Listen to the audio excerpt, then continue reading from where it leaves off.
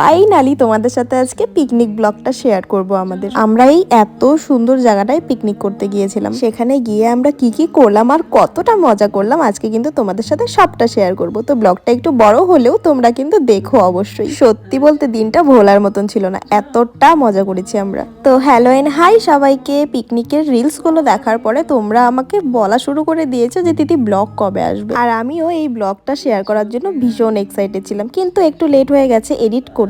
আজকে মনে হচ্ছে কত বছর পর আমি এত সকালবেলা এত ভোরবেলা উঠলাম। তো আজকে কিন্তু আমি 4:30টায় ঘুম থেকে উঠেছি। সারা রাত্রে এক্সাইটমেন্টে আমি ঘুমাতেই পারিনি, আর আমি জানি এই জিনিসটা সবার সাথে হয়। আর লাকিও কিন্তু আমাদের বাড়িতে চলে এসেছে, আমরা তিনজন একসাথে রেডি হয়েছি। এখন মোটামুটি 5:30 পৌনে 6টা নাগাদ বাজে, আর আমরা সবাই একদম রেডি হয়ে গেছি। তো চলো গাইস যাও যাক। সবাই মিলে পিকনিকে যাওয়ার মজাই কিন্তু আলাদা বলো।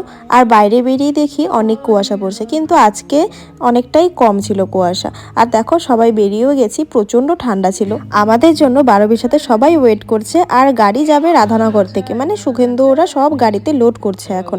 আর আমরা যাচ্ছি কালীবাড়িতে। আমরা ভেবেছি কালীবাড়ি থেকে উঠবো, কিন্তু এখনো বাস আসার কোনো নাম নেই, কারণ সবকিছু গুছিয়ে তো একটু সময় লাগে আসতে, তাই না বলো? তাই আমরা আগেই রওনা দিয়েছি যে চলো হাঁটতে হাঁটতে 12 পর্যন্ত যাই। আর 12 এসে পৌঁছালাম, আর গাড়িও চলে এসেছে। দেখো সবাই কত এক্সাইটেড পিকনিকে যাওয়ার জন্য। আর আজকের এই পিকনিকের টোটাল প্ল্যানটা কিন্তু সুখেন্দুর ছিল।